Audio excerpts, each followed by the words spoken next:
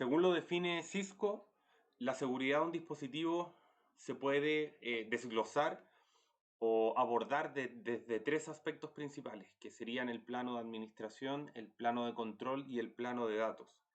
En el siguiente video nos vamos a centrar en configurar aspectos para la seguridad del plano de administración, o sea, el acceso al dispositivo a través del puerto consola o el acceso al dispositivo a través de lo que sería una sesión remota por SSH o por Telnet. Bien.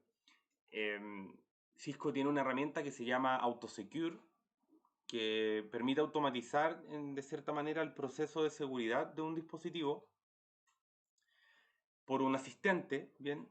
Que indica algo muy importante en un principio, que si bien es cierto, la configuración puede mejorar la seguridad del equipo, no lo va a volver 100% inmune o no lo va a volver inmune a un ataque, ¿bien? Este video solamente engloba lo que sería el plano de administración o la seguridad para el plano de administración de un dispositivo.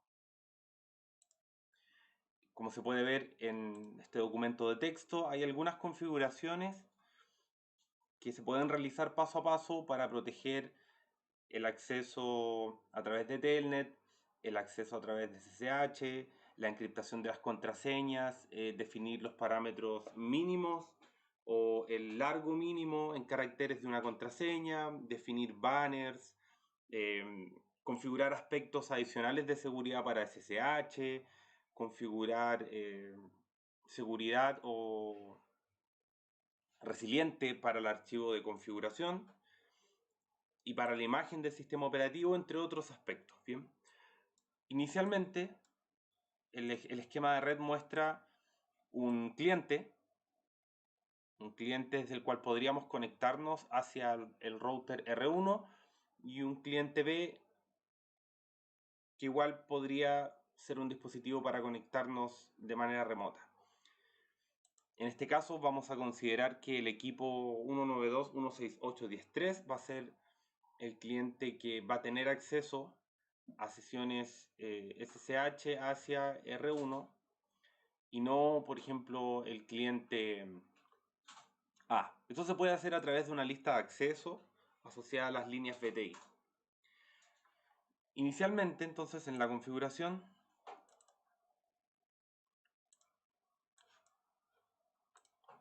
vamos a partir englobando o definiendo o configurando aspectos básicos como sería el uso de la configuración de la hora del equipo, que se realiza desde el modo exe privilegiado. Esto solamente para poder visualizar los reportes que se generen o que vayan hacia un servidor syslog con la hora correcta. Bien. Así que se utiliza solamente como ejemplo en el ejercicio. Hora, minuto, segundo, según lo describe el comando. Día, mes y año. 12 de julio del 2020. Luego, desde el modo de configuración global, vamos a cambiar el hostname a R1 y vamos a definir el comando security password min length, que en el fondo define el largo mínimo de contraseña 9 caracteres con el objetivo de proteger el equipo contra ataques de diccionario, por ejemplo. Esto va a forzar a que siempre que se utilice una contraseña se cumpla la cantidad mínima de caracteres que exige, que en este caso serían 9, según lo que describe o que configuramos en el comando. El comando service password encryption para habilitar contraseñas anteriores y futuras que se puedan crear para que no estén visibles en el archivo de configuración y se encripten. Una contraseña para el modo para el acceso al modo exe privilegiado. Solamente vamos a utilizar esta contraseña de ejemplo, Cisco 2020 asterisco, la C es mayúscula. En un contexto real, claramente, deberíamos utilizar una contraseña mucho más compleja que esa. Un usuario local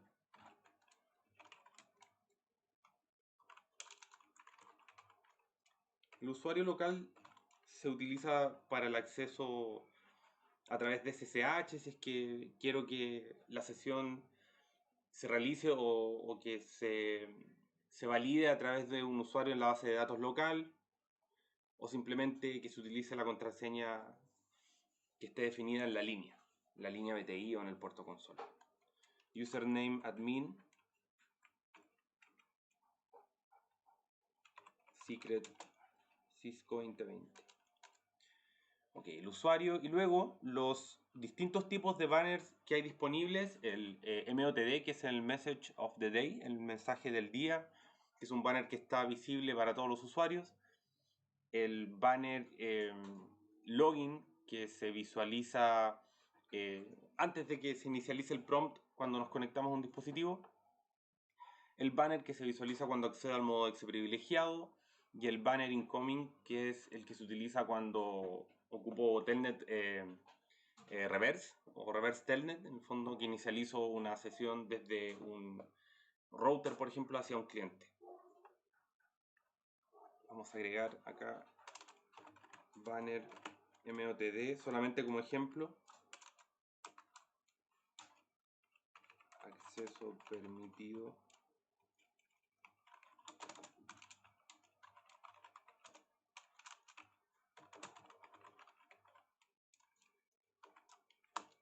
Y los otros banners que aparecen acá, que sería banner login, banner exec, banner incoming.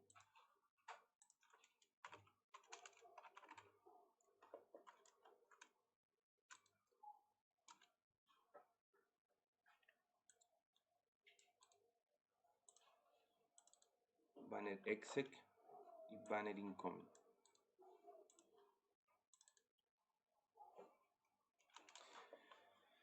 Luego se deshabilitan algunos servicios como la resolución de DNS, el Service Password Recovery, que es un comando que permite deshabilitar la recuperación de la contraseña en caso de que el usuario la desconozca. Es un comando bastante delicado porque si se deshabilita el mecanismo de recuperación de contraseña y no se tiene conocimiento de esta contraseña, bien, no puedo recuperar el acceso al dispositivo. Por ende hay que pensar bien antes de utilizar ese comando. Si es que un atacante gana acceso físico al dispositivo, podría cambiar el registro de configuración y acceder al equipo. Y si utilizo el comando no service password recovery, en el fondo voy a deshabilitar la opción de que alguien pueda cambiar la configuración de registro para poder acceder al equipo. Lo primero es entonces el comando no IP domain lookup para desactivar la resolución de DNS. Y luego vamos a deshabilitar el uso de HTTP y HTTPS o mecanismos de acceso a través de HTTP o HTTPS que lo traen habilitado por defecto. La verdad es que existe un montón de servicios disponibles que se pueden utilizar en iOS que vienen activos y que se pueden desactivar. Cuando utilizo Cisco AutoSecure me muestra un listado muy extenso de servicios. Esto es un ejemplo solamente de dos servicios que vamos a deshabilitar. No IP HTTP server y no IP HTTP server secure server, perdón, secure server. En ejemplos para ejercicios de seguridad, en Packet Tracer, esto se está haciendo en GNS3, en Packet Tracer se pueden habilitar la licencia de prueba de seguridad para utilizar funcionalidades extras, como por ejemplo el uso de un IPS. En este caso esto no aplica porque el sistema operativo que estamos utilizando no soporta el uso de esta licencia de prueba, por ende esto no aplica.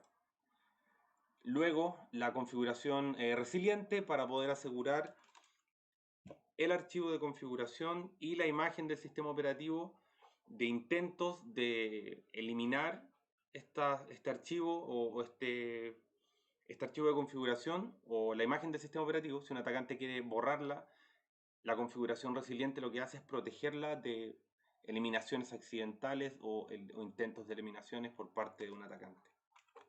Secure boot image.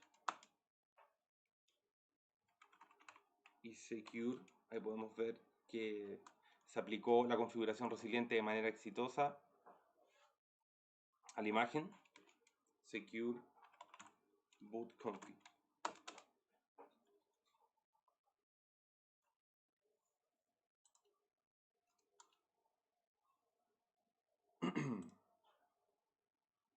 Lo mismo para el archivo de configuración. Ahí podemos ver el log que deja cuando la configuración efectivamente se protege.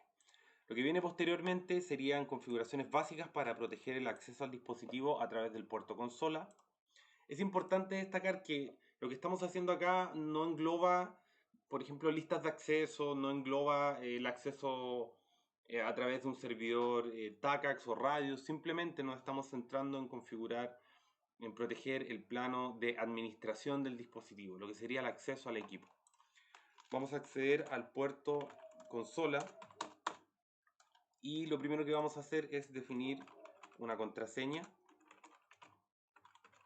Hay que destacar nuevamente que la contraseña debería ser distinta a la contraseña del modo exe privilegiado, pero esto es solamente un ejemplo. La autenticación se va a exigir, pero de manera local.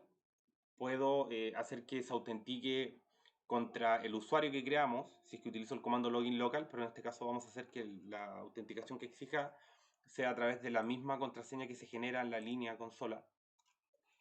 Llamar al MOTD banner, llamar al banner.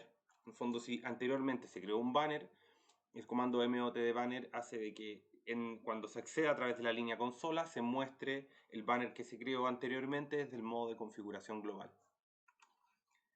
El comando exec timeout, que es muy útil para limitar el tiempo de inactividad que puede pasar desde que me conecto a la línea consola, al dispositivo a través de la línea consola. Entonces en 1 minuto 0 segundos, posterior a eso la línea se desconecta automáticamente si es que no hay actividad.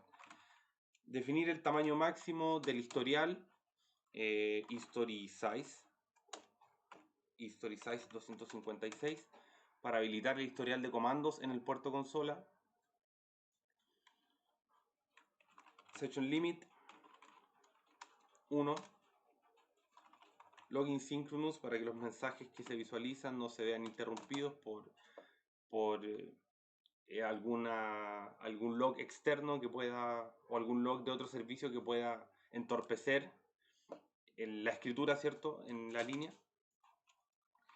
Transport output. Acá muchas veces se recomienda que cuando utilizo transport output lo deje, aquí hay distintos modos disponibles, pero que en el fondo lo deje como none, para que no se puedan inicializar sesiones. Si me conecto a este dispositivo a través del puerto consola, desde ahí yo no puedo inicializar una sesión SSH hacia el exterior, hacia otro dispositivo, porque en el fondo podría ser un riesgo. Pero si es que yo desde el puerto consola voy a inicializar una sesión hacia el exterior, puedo definir que se permita SSH, que se permita Telnet,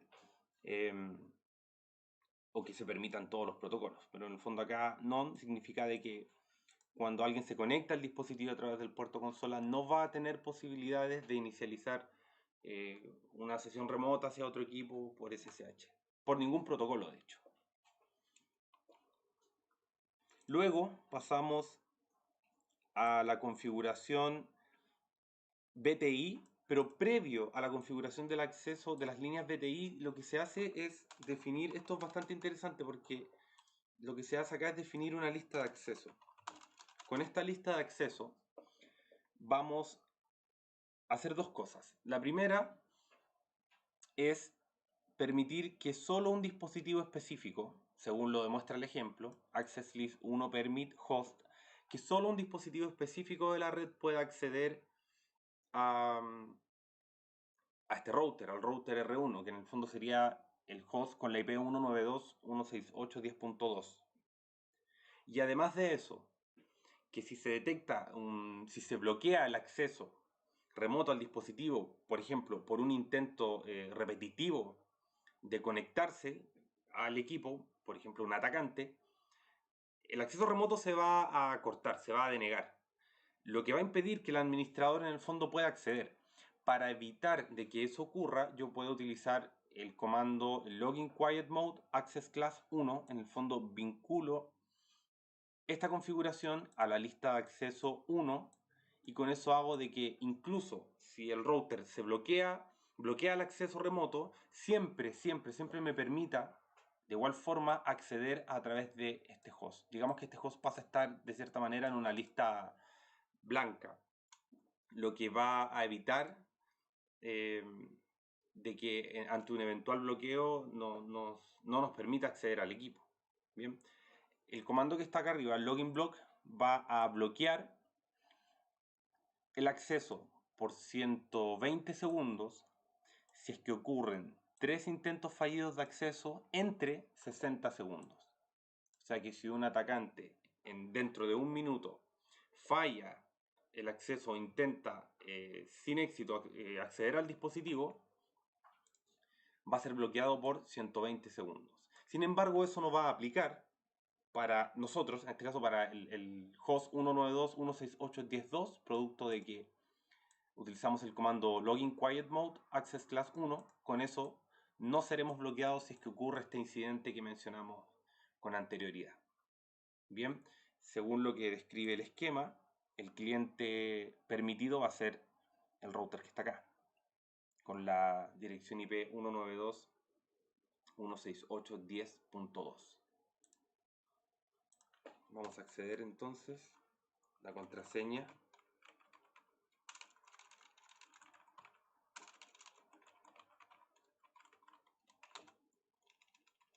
Ahí podemos visualizar el banner. Entonces, ¿qué vamos a hacer? Vamos a configurar una lista de acceso. Vamos a partir en el siguiente orden.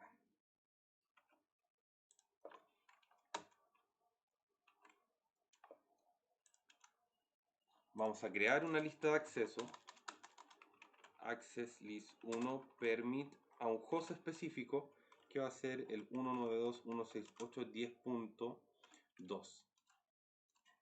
Luego, login block for. Vamos a hacer que un atacante sea bloqueado por 120 segundos si es que comete 3 intentos fallidos en un rango de tiempo de 60 segundos. ¿Bien? Y luego login quiet mode access class 1 para evitar de que nuestro host desde el cual vamos a acceder al dispositivo sea bloqueado.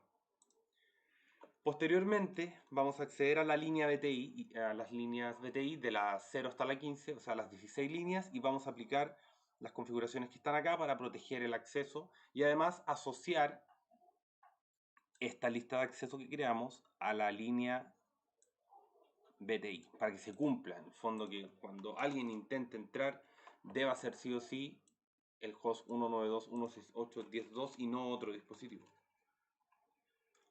Line BTI 015 access class 1 in, o sea, la regla se va a leer cuando en la dirección de entrada, cuando alguien trate de ingresar a través de las líneas BTI. Acá esto es redundante, se repite un poco lo mismo que se hizo en el puerto consola. Exec timeout 1 minuto 0 segundos. El tamaño del historial, history size 256. Login synchronous, password.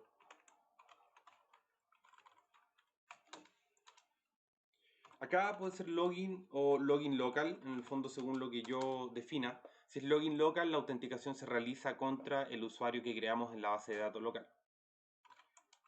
MOTD banner para llamar al banner. Limitar las sesiones a 1.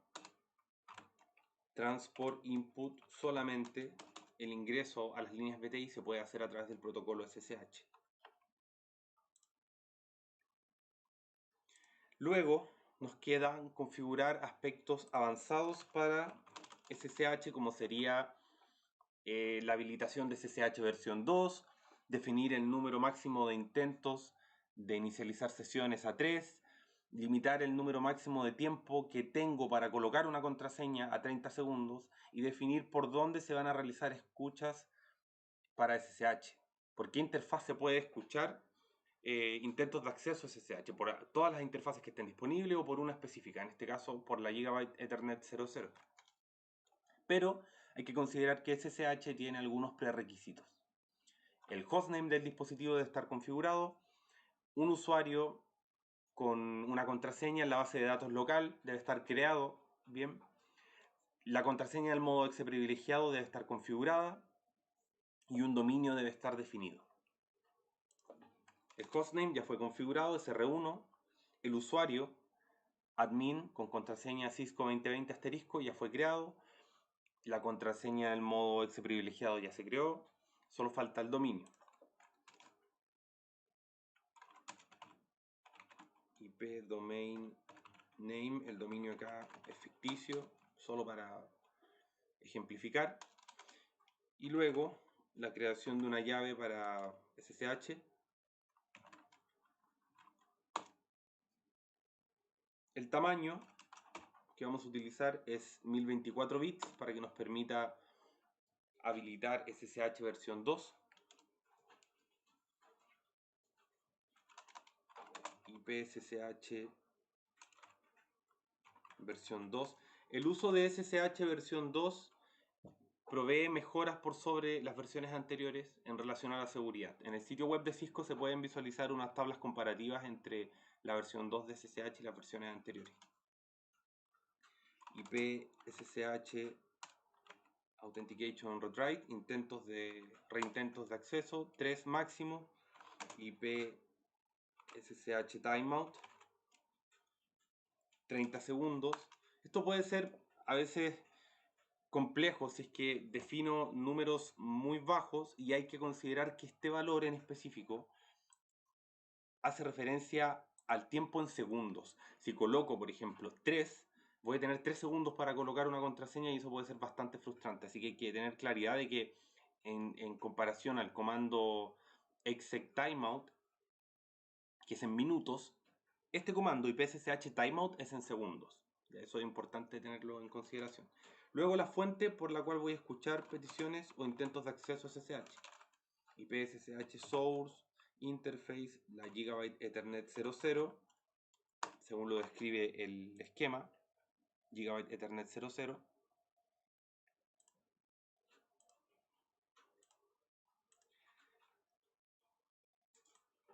Estamos acá.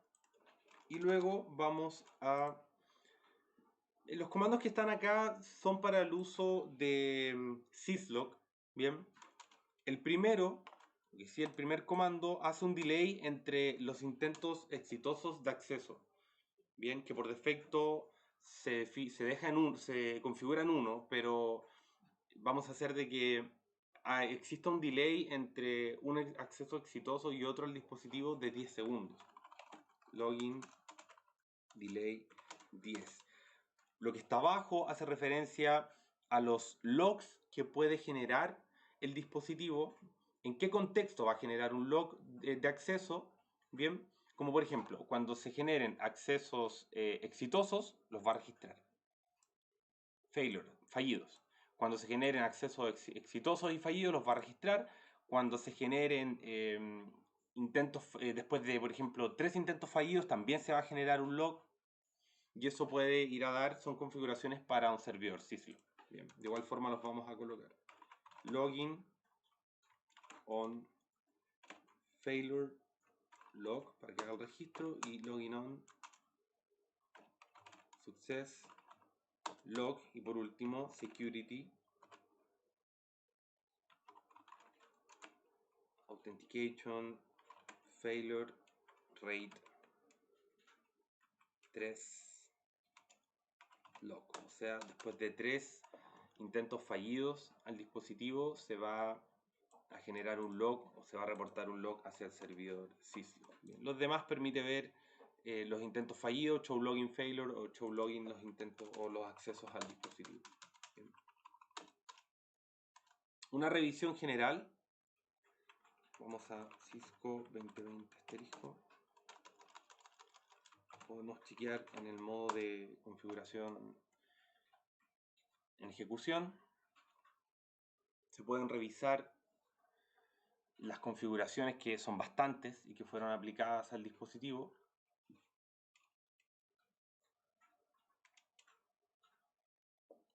Pasando por el hostname, la protección de la configuración del equipo, de la imagen del dispositivo, el tamaño máximo de caracteres para la contraseña, las contraseñas encriptadas.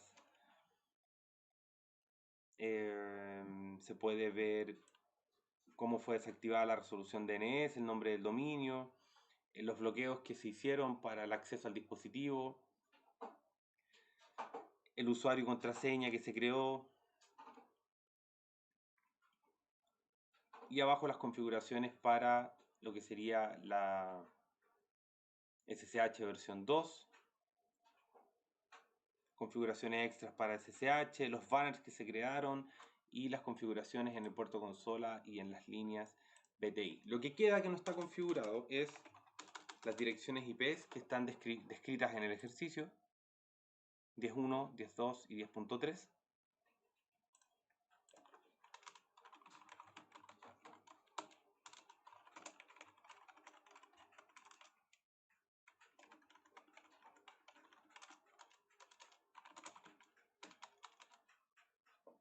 Lo mismo sería para cliente A.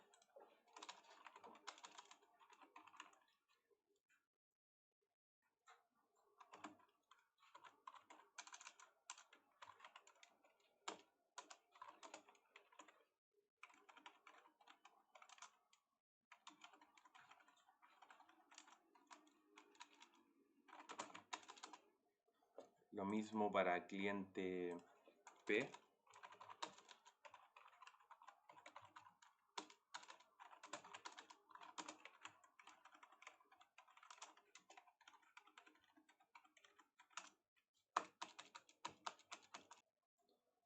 Luego de configurar el direccionamiento IP en los tres dispositivos, se pueden realizar pruebas de conectividad entre el cliente B, cliente A y el router R1.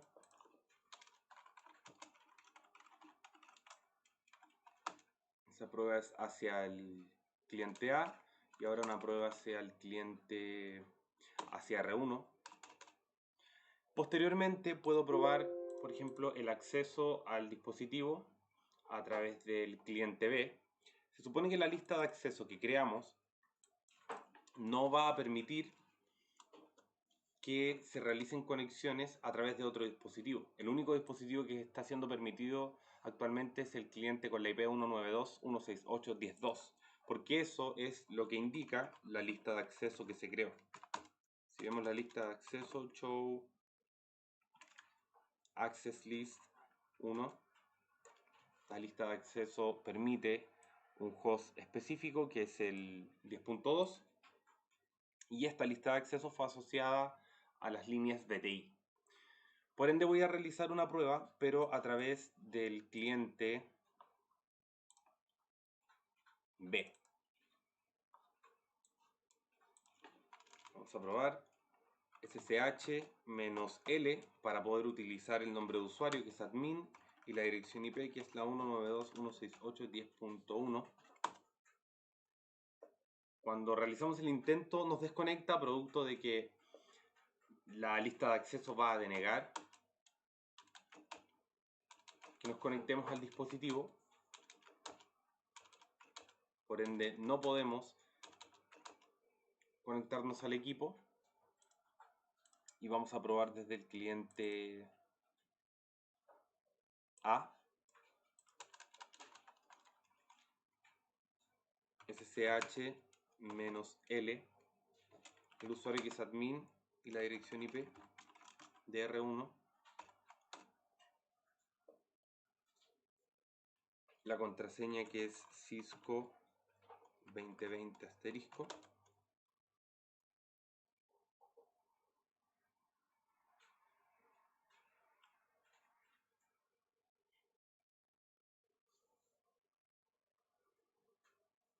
el banner que se puede ver, en el otro extremo el registro de que se generó o se inicializó una sesión remota al dispositivo según lo que configuramos previamente, la contraseña del modo exe privilegiado. Ya estamos accediendo de manera exitosa a R1. Algo que no logramos, que no hemos probado aún, tiene que ver con el uso del bloqueo al dispositivo si es que se exceden el número máximo de intentos. No se ha logrado probar porque la lista de acceso está por sobre eso. Por ende, cuando se intenta acceder de otro dispositivo como el cliente B, la lista de acceso está denegando el permiso de conexión hacia el dispositivo. Por ende, en el fondo no figura ningún intento indebido, ya que la lista de acceso está bloqueando esos intentos de conectividad. Una manera de poder probar esto sería deshabilitando la lista de acceso y probar desde un host indebido, como sería el caso del cliente B. Y de esa manera vamos a poder verificar cómo el dispositivo se va a bloquear y va a rechazar por completo las conexiones o los intentos de conexiones después de un límite de 3 intentos de conexión, que fue lo que se configuró, para poder probar en el fondo las mejoras o las mejoras de seguridad en relación al acceso al dispositivo.